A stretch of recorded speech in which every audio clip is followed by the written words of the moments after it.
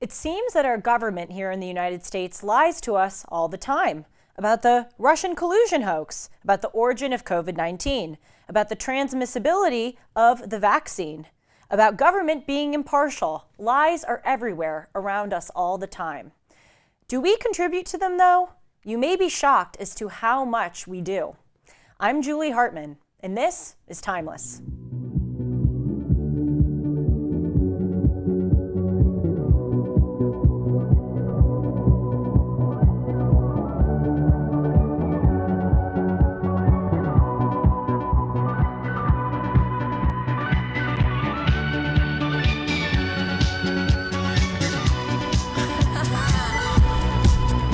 Hey friends, welcome to Timeless, the show where I talk about timeless, eternal subjects. Thank you so much for joining us, and just as a reminder, please subscribe to this channel. Also take the survey, the link is in the description box, where you can tell me what you like and dislike about the show. If you ever had the urge to be an internet troll, I give you full permission to be an internet troll on this survey. You can tell me any impressions that you have, anything you think should be better. I really would love to hear it. And please also follow me at Julie R. Hartman on Instagram and Twitter. I'd like to clarify one thing. Someone wrote into me at my email address, julie@julie-hartman.com, which you should also, all of you should also write into me, another action item here at the front. But someone wrote in and they said, Julie, you know, Twitter is pronounced Twitter, not Twitter. Because sometimes on this show, I'll say, follow me on Instagram and Twitter, and I'm making fun of Boston people because I went to college in Boston. I'm laughing because I feel like my producers are going to think that's pretentious of me to say. I went to college in Boston. I went to a small school outside of Boston that rhymes with Schmarvard. Oh God, I just made this awkward. Anyway, when I say Twitter like that, I know that's not how to pronounce it. I just want to clarify I'm making fun of Boston people who I went to college with, and also I have family members from Boston, so that is what I'm doing there, just to clarify. So on to the subject of today. We are going to be talking about lies. And I want to start off by listing for you how many lies confront us every single day at the hands of our government.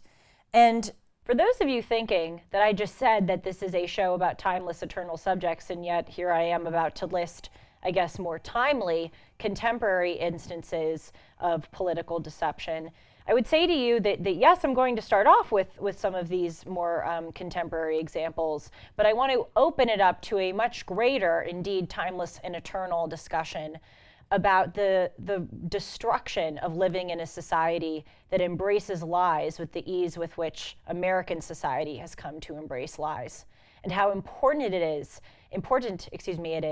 that we each affirm and practice truth-telling, even at really, really small levels in our everyday lives to combat this. So let's just start off. Really, if you look at the past 2 to 3 years, it is just astounding how much we have been bombarded with deception. I'm going to rattle some of these off because, you know, one of the really unfortunate byproducts of deception is that the more that it happens to you, the more that you lose your ability to recognize it and react appropriately to it. I'm sure some of these examples many of you are well aware of, but we sort of forget that they happened because every single day another lie gets told. And so the old lies become less sort of crazy for us. But we have to remember just how ludicrous each of these lies are, because we should not let our ability to react to them appropriately become atrophied. That's part of the whole agenda, to erode our sense of judgment, to erode our ability to counteract deception by continuing to bombard us with it so that it becomes normalized. Let's go back to 2017, when President Donald Trump was accused of colluding with Russia in the 2016 election. That seems like such old news to us now. And again, it just proves what I just said. The fact that a lie of that scale is seen as old news to us shows us how much deception has come to inhabit our everyday lives. Literally, the Democratic Party accused our president of colluding with a foreign adversary, and it was totally false. This should be the scandal of the century. They had the Mueller investigation, which used, hundreds of thousands, probably millions, definitely millions of dollars of taxpayer money in order to investigate this alleged collusion. And it turns out, again, the fact that this is not the scandal of the century is really astonishing. It turns out that Hillary Clinton's campaign hired a law firm, which hired Fusion GPS, which is this kind of like consulting group, which hired Christopher Steele, who was a British spy, to make the phony fabricated Steele dossier, which was the dossier or the document that the government, indeed the FBI, used to A, spy on Trump officials such as Carter Page, and B, to say that there was Russian collusion with Donald Trump in the 2016 election. This was all, and it sounds like a conspiracy theory, but it's not. This was all paid for and indeed instigated by Hillary Clinton. And the Steele dossier turned out to be completely false and fabricated.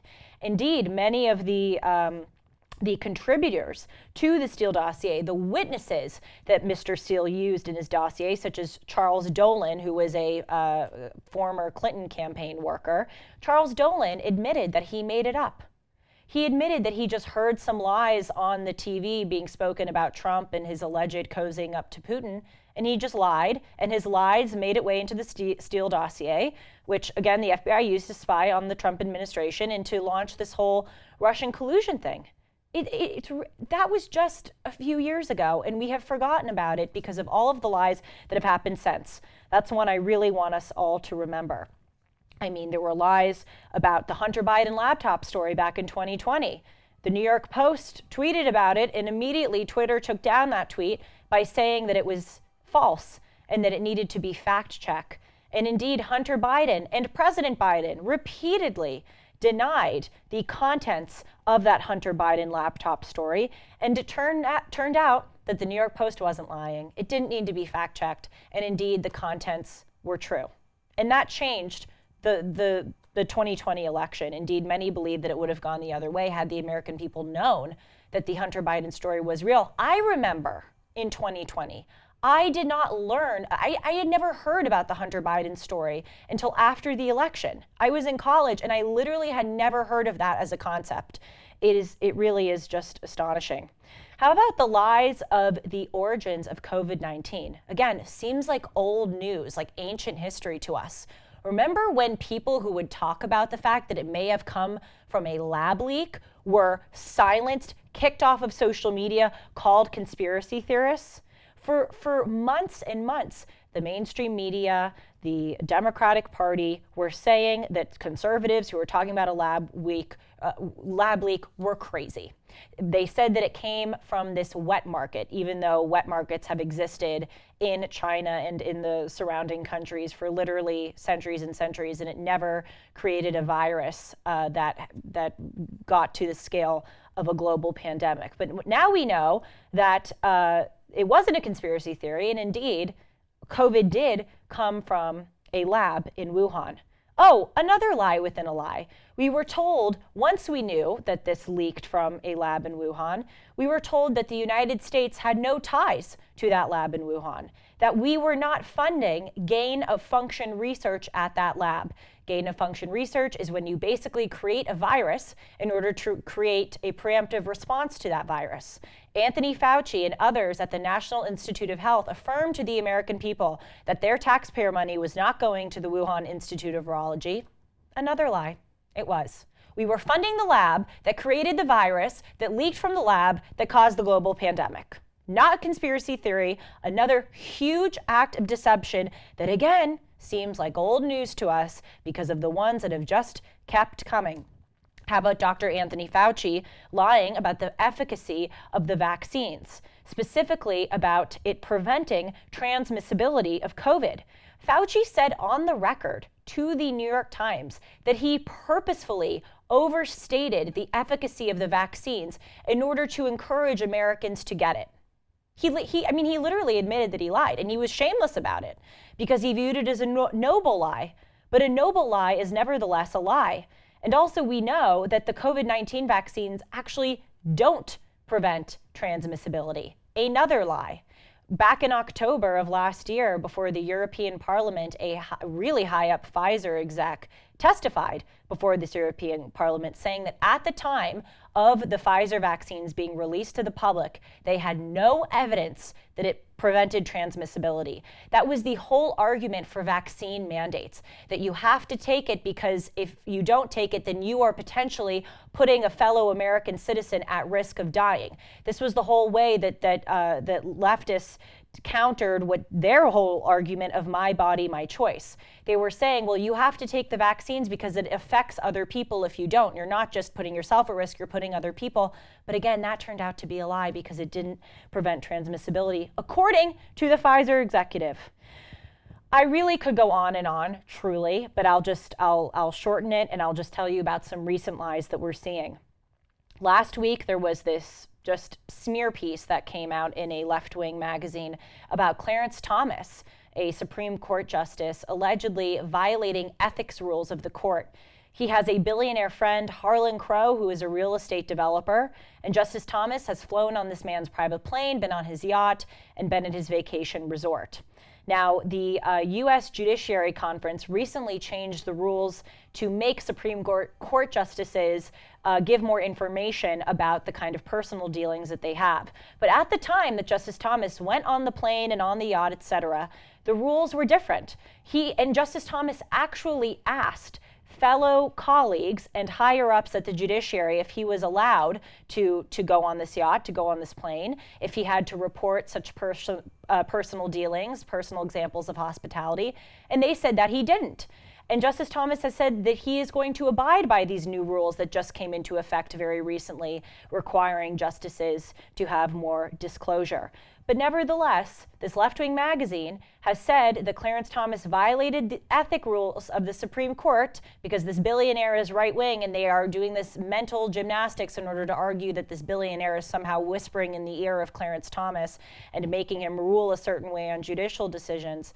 They are using this lie that he violated ethics rules in order to call for his impeachment. Rep. Ted Lieu quoted that he wants Clarence Thomas to be impeached. Several senators have said that this requires more due diligence and investigation. AOC called this a crisis, an emergency, and called for him to be impeached. It's based on a lie. He didn't do anything wrong. But lies are helpful these days. They're not viewed as a moral wrong. They're viewed as morally neutral, or indeed morally noble if you can use them to your own political gain. It's disgusting. How about this indictment of former President Donald Trump that he allegedly violated campaign finance regulation? I mean, the whole thing is just, talk about mental gymnastics. The Trump organization paid off Stormy Daniels and cited it as legal fees, okay? That is a misdemeanor under New York law. It was a falsification of business records. In order to ratchet it up to a felony indictment, Alvin Bragg had to argue that this falsification of business records was to conceal another crime, and that is campaign finance violation. This is all a lie. One of the statutes here in the United States says that anything that influences a election is counted as a campaign expense. And so Alvin Bragg has said that Trump paying off Stormy Daniels influences an election, thus it counts as a campaign expense. And since the Trump organization as a corporation is not allowed to contribute to federal campaigns, then that is a violation of campaign finance law, hence the felony indictment. But the problem is, again, all of this is a lie. The statute that defines what constitutes a campaign expense also has very specific guidelines for what it means to influence an election. And they hold that if you have an expense that you would have otherwise made, even if you weren't running for president, that doesn't count as a campaign expense. In other words, only things that are uniquely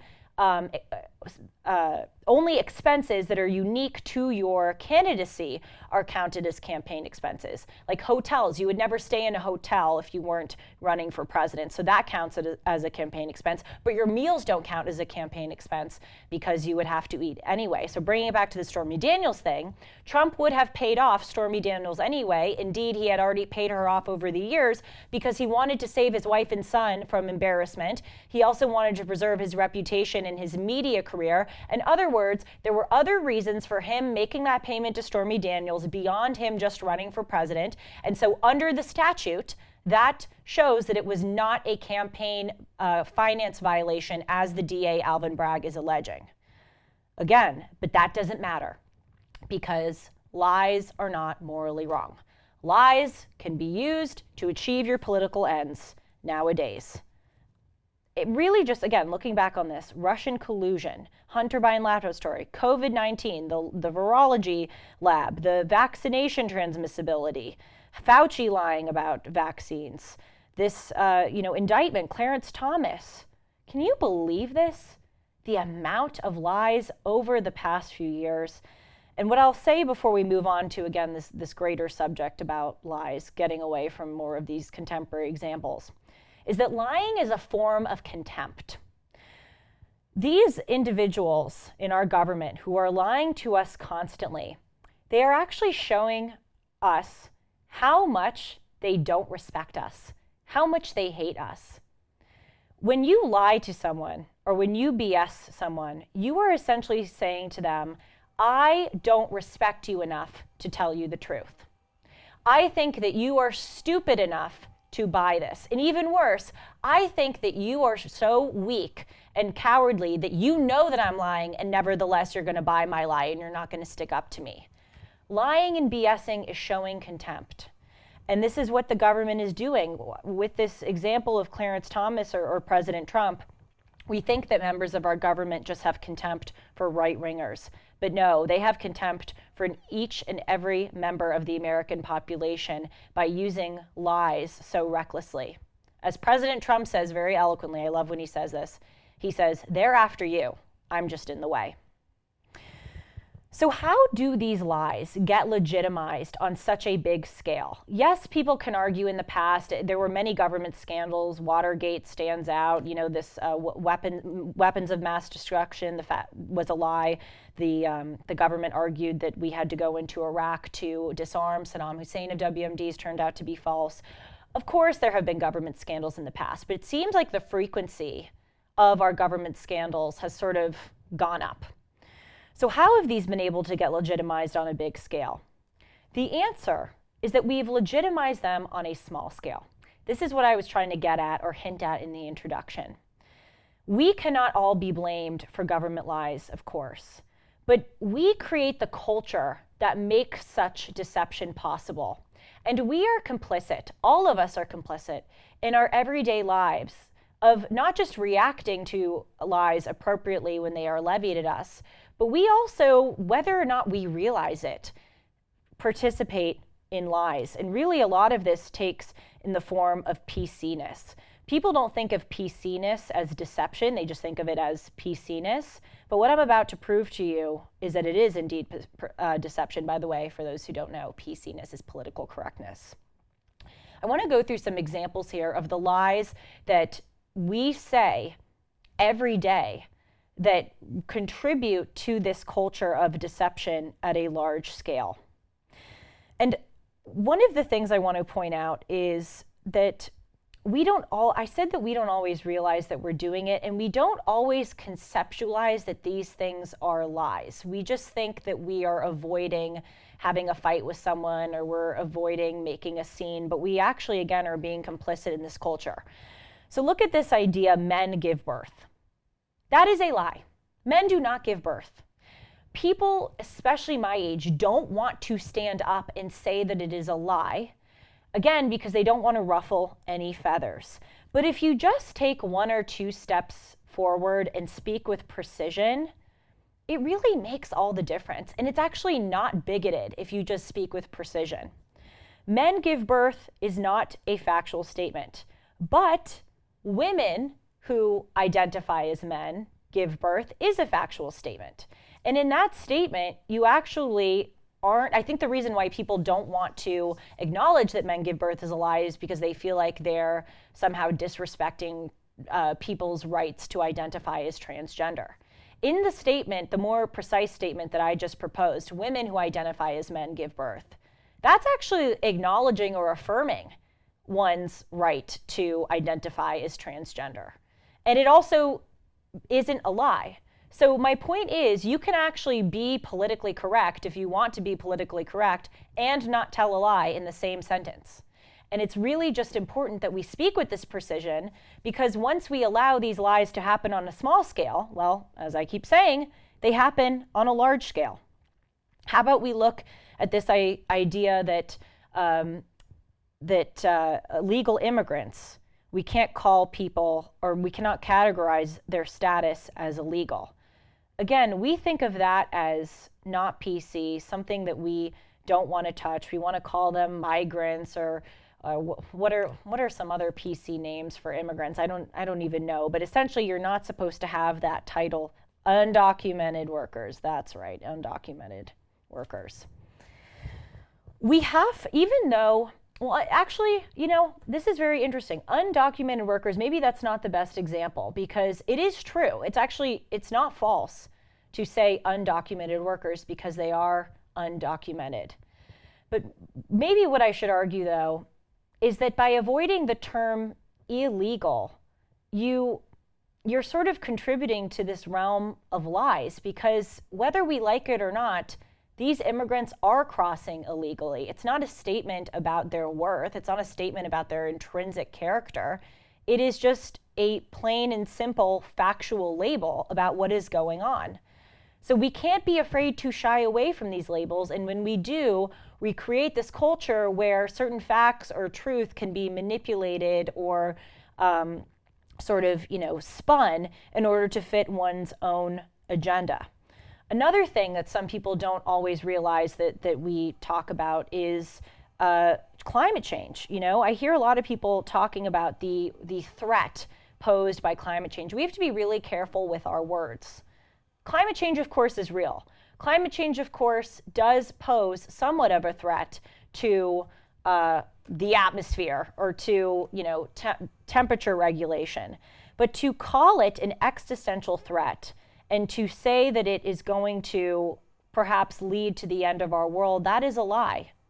Greta Thunberg falsely predicted that it would happen this year, and she took down a tweet because it didn't end up coming true. Again, let's just sort of recalibrate when we're talking about these subjects and make sure that we're talking about them with extreme precision. Another example, I noticed that a lot of people use the terms sexual assault and sexual harassment sort of interchangeably. When some guy whistles at a girl on the street, or catcalls a girl on the street, it is very commonplace for a lot of people my age to deem that as assault. Assault is assault. Assault is violence. Assault is not someone speaking in a crude way towards you. And frankly, assault even, isn't some other forms of touch. I'm not saying those forms of touch are okay, but if a man grabs your arm, as long as it's not violent, that's not assault. We have to be really, really careful with our words. It may be harassment, but assault really should just be confined to matters pertaining to violence. Again, we let these distinctions get blurred a lot, and it adds up in this world of deception that we're living in. Another thing, and then I'll move on from these examples, is this idea that America is systemically racist. I remember during the Black Lives Matter riots, I talked to a lot of my friends about what was going on, because that was the time that I really became conservative, and so I was talking it through with a lot of them. And one of the responses that I got from friends was they would say to me, well, I see what you're saying, there isn't a lot of evidence that the police are systemically racist. By the way, in 2019, just a year before the 2020 riots, the number of unarmed blacks that were killed by American police officers was 12, okay? The number should be 0, but that is hardly overwhelming evidence of the fact that police are allegedly targeting and wanting to kill black people. So anyway, I talk about this with my friends, and a lot of them would say to me, I see where you're coming from. There's not a lot of evidence, but it's so interesting. They say, I would rather be too compassionate than not compassionate. In other words, I would rather sort of follow BLM even if they go a little overboard than not follow them and be, sort of dismissive of the plight of Black Americans, specifically in the realm of police. And I always thought that response was so interesting, because it made me wonder why is it that either or? Why is it either you're on the side of BLM even though BLM is lying, or you're, way on the other side. Why can't we just get to the truth? Why do we have to succumb to this binary? The truth is probably somewhere in the middle. Why can't we just seek the truth? And I see this a lot. I mean, I remember in college, we had these crazy COVID diktats where we had to wear masks getting our food in the dining hall, but then once we sat down at the tables to eat it, we could take it off. It was so irrational. It was like, oh, so COVID lives over by the food, but it doesn't live by the tables where you eat the food. And I would talk to people about this, my classmates, and I would say, don't you think this is irrational and weird? Like this whole mask stuff and the uneven enforcement of it? And the response that they would give to me is, I agree, but I don't want to condemn masks because the same people who condemn masks believe that COVID doesn't exist. Do you see how unclear and cuckoo those kind of lines of argument are? But the seed here is deception and lies. We don't put a sense of a priority on the truth, on being precise. We feel like we have to succumb to these binaries. We have to succumb to one sort of chaotic view or another. Precision is really lost, and that's what both of those statements really sort of impart to me.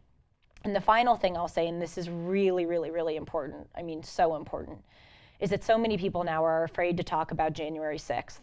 They're afraid to talk about the political persecution of certain J6ers. By the way, some of them definitely deserve to be in prison. I am not saying that all of them, were unjustly treated, but many were, including the QAnon shaman who was that guy with the horns, who was thrown in prison. And it turns out, thanks to Tucker Carlson's release of 40,000 hours of J6 footage that was not shown to the public, we now know that this QAnon shaman who was thrown in prison was being escorted around the Capitol by 9 different Capitol police officers who opened doors for him and escorted him through.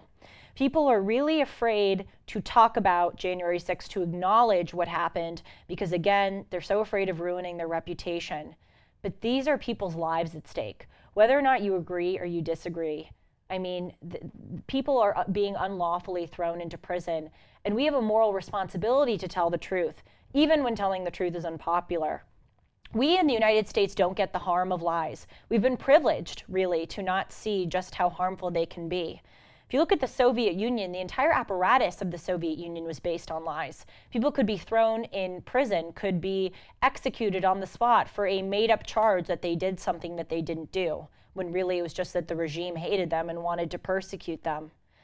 We have been lucky in the United States. Of course, there have been instances of awful persecution, but we have not lived in a society where lies have been commonplace until now. And that's why we really do have to preserve a truth as a standard. We have worked so hard in our country to preserve truth as a standard, which has led to our unprecedented equality and prosperity. But when we lose that, boy, there are so many historical examples of just how bad it can get. There is no such thing as being neutral with regard to the truth. When you are avoiding telling the truth, I'll rephrase to include myself in it because all of us are responsible. I don't want to wag my finger and say you. When we all avoid telling the truth, we are undermining and destroying the truth. There is no such thing as being neutral. Being neutral, i.e. not telling the truth, is actively destruction. So to close, I want to bring your attention to an essay that every single American should know. It was written by Alexander Solzhenitsyn in 1974. Mr. Solzhenitsyn was a writer. He lived under the Soviet Union, and he was very brave with being public about the atrocities of the Soviet Union and communism. And the day that he was arrested by the regime, he released this really short 3-page essay that, again, everyone should read, very, very easy to read, called Live Not by Lies. And he talks about in this essay feeling helpless about resisting the regime of the Soviet Union. He talks about how when people try to actively resist, well, they get thrown in prison, or even worse, they get killed. So he talks about ways that you can resist, even if you, in his case, under the Soviet Union, couldn't be as overt or loud about it. And he talks about how even if you cannot actively resist lies, even if you cannot actively yell and tell the truth, at least don't repeat lies, both in your head or out loud. Is there really no way out, he writes? Is there only one thing left to do, to wait without taking any action? Maybe something will happen by itself, but it will never happen as long as we daily acknowledge, extol, and strengthen, and do not sever ourselves from the most perceptible of its aspects, lies. This next paragraph, I think, is one of the three most important sentences every American should know now. The simplest and most accessible key to our self-neglected liberation is this: personal non-participation in lies. Though lies may conceal everything, though lies may control everything, we should be obstinate about this one small point. Let them be in control, but without help from any of us. And so then he writes these bullet points. He says, we should all come together and agree. We will not sign, write, or print in any way a single phrase which, in his opinion, distorts the truth. We will not utter such a phrase, neither in private conversation nor in public. We will not depict, foster, or broadcast a single idea in which he can see a distortion of the truth, whether it be in painting, sculpture, photography, science, or music. He's just saying, again, if you can't stand up, don't repeat it. We in the United States can stand up. We don't live under the Soviet Union. It's one of the easiest times to stand up to evil right now. We aren't going, sadly, it's changing a little bit, but compared to other places, we are not going to be persecuted for telling the truth. I tell the truth, at least I certainly try every day on this broadcast, and knock wood, I haven't, at least yet, been persecuted. So you can speak up, but if you don't want to, or if you're too afraid to, at the very least, follow Solzhenitsyn's diktat. Just don't repeat the lie. Don't repeat that men give birth. Don't repeat all of this crap. Just be precise, or at the very least, just be silent. I'll end with this really creepy video of these people at medical school, University of Minnesota Medical School, having to repeat a woke pledge of allegiance. Imagine, instead of repeating this woke pledge of allegiance in this dead-end way that those students did, imagine the power if they had just stayed silent. With gratitude, we, the students of the University of Minnesota Twin Cities Medical School class of 2026, stand here today among our friends, families, peers, mentors, and communities who have supported us in reaching this milestone. Our institution is located on Dakota land. Today, many Indigenous people throughout the state, including Dakota and Ojibwe, call the Twin Cities home. We also recognize this acknowledgement is not enough. We commit to uprooting the legacy and perpetuation of structural violence deeply embedded within the healthcare system. We recognize inequities built by past and present traumas rooted in white supremacy, colonialism, the gender binary, ableism, and all forms of oppression. As we enter this profession with opportunity for growth, we commit to promoting a culture of anti-racism, listening and amplifying voices for positive change. It's pretty bad. It goes on for another minute. It's a good thing that they were at least murmuring the words, but again, imagine the power had they just not agreed to acquiesce. Thank you for joining us today, and remember that each of our thoughts, choices, and actions shape who we are. So let's think clearly, choose wisely, and act with principle and determination. See you soon. Take care.